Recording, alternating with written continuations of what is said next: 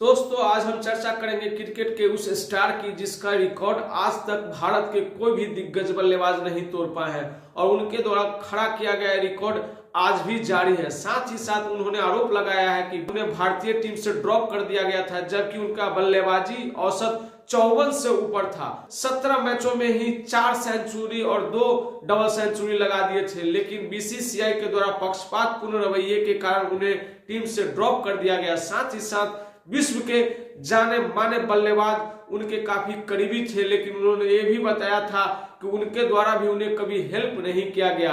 दिग्गज गेंदबाज को जब वो एक ओवर में 22 रन मारे थे तो पूरे विश्व क्रिकेट में उन्होंने सुर्खियां बटोर ली थी और उनमें गजब का आकर्षक शॉट खेलने की क्षमता थी। जब वे छक्के लगाते थे तो बहुत बड़े बड़े छक्के लगाते थे और बड़े बड़े क्रिकेट के दिग्गज उन्हें विश्व का सबसे बड़ा स्टार कहना शुरू कर दिया था। लेकिन उनके क्रिकेट के जीवन में ऐसी मोड़ आई जो उनका क्रिकेटिंग जीवन आसमान से फर्श पर आ गया। दोस्तों आज हम क्रिकेट की दुनिया की उस जोड़ी के विषय में आपको बताने वाले हैं जिसे जोड़ी नंबर 1 भी कहते हैं। ये जोड़ी क्रिकेट की दुनिया में जमीन से आसमान तक पहुंच गए और फिर आसमान से जमीन पे भी आ गए। ऐसी दिलचस्प कहानी है इस जोड़ी की। हम आज बात करने जा रहे हैं विनोद कांबली और सचिन तेंदुलकर के उस जोड़ी की जिनकी दोस्ती की कहानी क्रिकेट के गलियारों में हमेशा छाई रहती थी। दोस्तों 150 करोड़ से ऊपर की आबादी वाला भारत में क्रिकेट को खेल की तरह नहीं एक धर्म की तरह माना जाता है और यहाँ के क्रिकेट खिलाड़ियों पे पैसे की बरसात होती है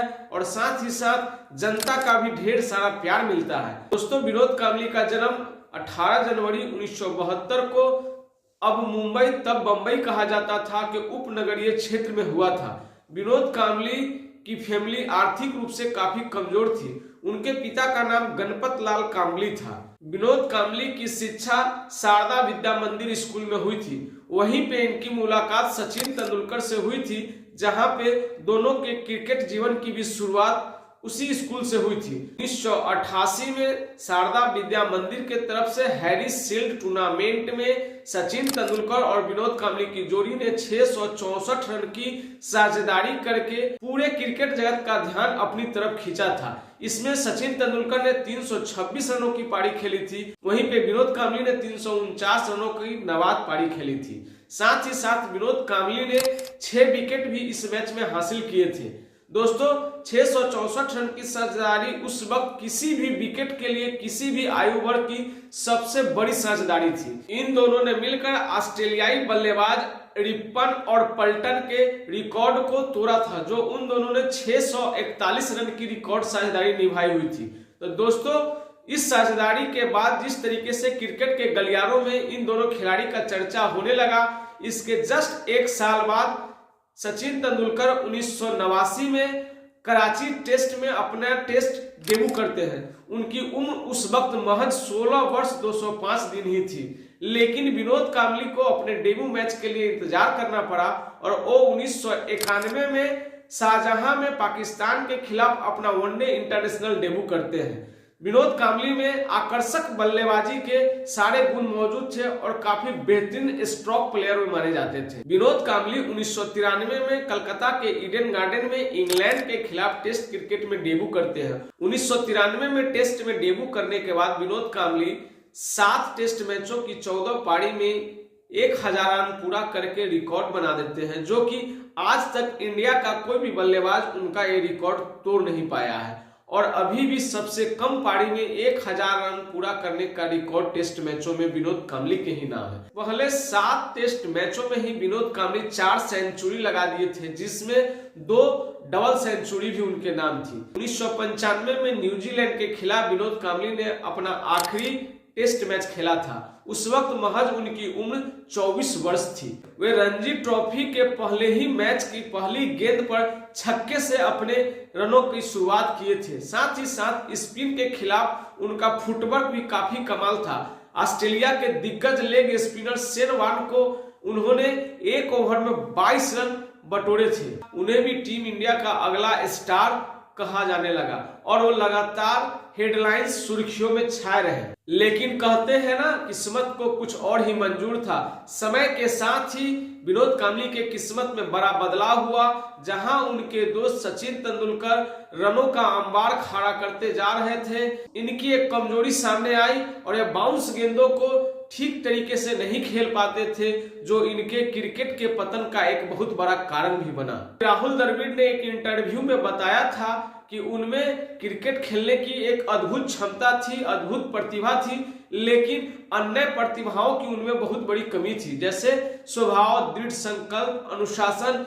ये सारी प्रतिभाएं विनोद कांबली में नहीं थी, जो उनके करियर में सक्सेस नहीं होने का भी एक बहुत बड़ा कारण था। सचिन तेंदुलकर क्रिकेट के प्रतिभा के मामले में विनोद कांबली से पीछे थे, लेकिन उनमें गजब का दृढ़ संकल्प, साहस और अनुशासन के बदौलत वो क्रिकेट की दुनिया में राज करने लगे और गॉड ऑफ क्रिकेट यानी क्रिकेट का भगवान का दर्जा भी उन्हें दिया जाने लगा। एक ही स्कूल से क्रिकेट की बारीकियों को सीखने वाले विनोद कांबली और सचिन तेंदुलकर के क्रिकेट लाइफ को सुनने के बाद जिस तरीके से लग रहा है कि किसी भी क्षेत्र में अगर आप में प्रतिभा की कमी नहीं है, प्रतिभा कूट कूट कर भरा है, लेकिन आपके अंदर में दृढ़ संकल्प, साहस और अनुशासन, इन चीजों पे आप कंट्रोल नहीं करते हैं, ये सारी गुण आपके अंदर अगर नहीं है तो आपकी वो प्रतिभा भी धूमिल हो जाएगी।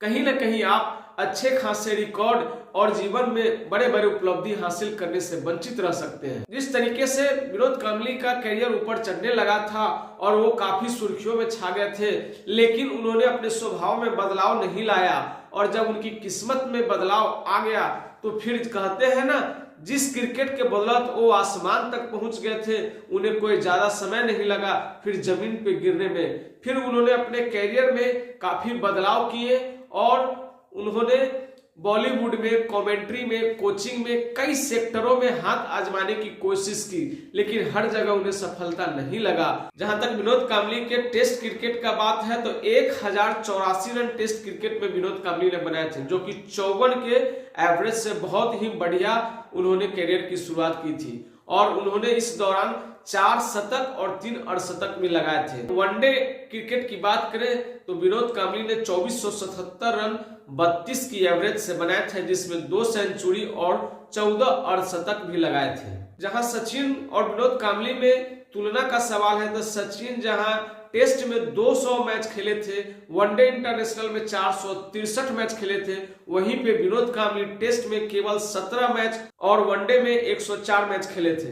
दोस्तों, विनोद कांबली को नाइट क्लबों में नाचना, गाना और शराब की एक बुरी लत लग गई थी, जिस कारण से उनका कैरियर और जिंदगी भी तबाही के रास्ते पे चली गई। साल 2009 में रियलिटी शो सच का सामना में विनोद कांबली ने कुछ चौंकाने वाले बात बोले थे, जिसमें उन्होंने बीसीसीआई पे पक्षपात का आरोप लगाया था, जिस कारण से उस वक्त क्रिकेट की दुनिया में हलचल हो गई थी। साथ ही साथ उन्होंने सचिन तेंदुलकर पर भी आरोप लगाया था कि उनके बुरे वक्त में सचिन तेंदुलकर ने उनका साथ नहीं दिया।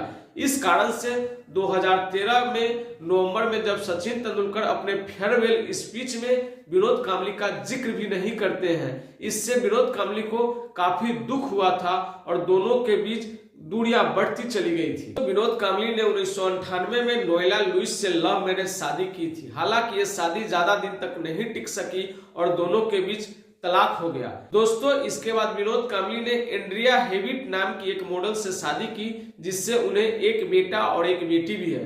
2022 में विनोद कांबली ने शराब पीकर ड्राइविंग करते हुए मुंबई में एक बिल्डिंग में ठोकर मार दी थी, जिस कारण से उन्हें गिरफ्तार भी किया गया था। विनोद कांबली क्रिकेट की दुनिया से बिल्कुल कट चुके हैं, लेकिन कुछ दिन पहले शिवाजी पार्क में रमाकांत आचरेकर सर का प्रतिमा का अनावरण किया गया था, जिसमें विनोद कांबली और सचिन तेंदुलकर दोनों पहुंचे थे और विनोद कांबली की स्थिति को देखने के बाद फिर से वो सुर्खियों में छा गए हैं। जब सचिन तेंदुलकर विनोद कांबली के समीप पहुंचते हैं तो विनोद कांबली उनके हाथ को पकड़ लेते हैं और उन्हें छोड़ते नहीं हैं, लेकिन उनके बगल में बैठे एक व्यक्ति ने उन्हें मदद की और हाथ छुड़ा करके फिर सचिन तेंदुलकर वहां से चले गए। उनकी स्थिति को देखने के बाद ऐसा बताया भी जा रहा है कि उनकी मानसिक स्थिति भी ठीक नहीं है, साथ ही साथ वो कई तरह के गंभीर बीमारियों से भी जूझ रहे हैं, जिस पर 1983 के वर्ल्ड कप विजेता कपिल देव ने बयान दिया है, रिहैब पे जाना चाहते हैं तो पहले स्वयं वो कोशिश करें और हम उनकी पूरी खर्च करने को तैयार हैं। एक समय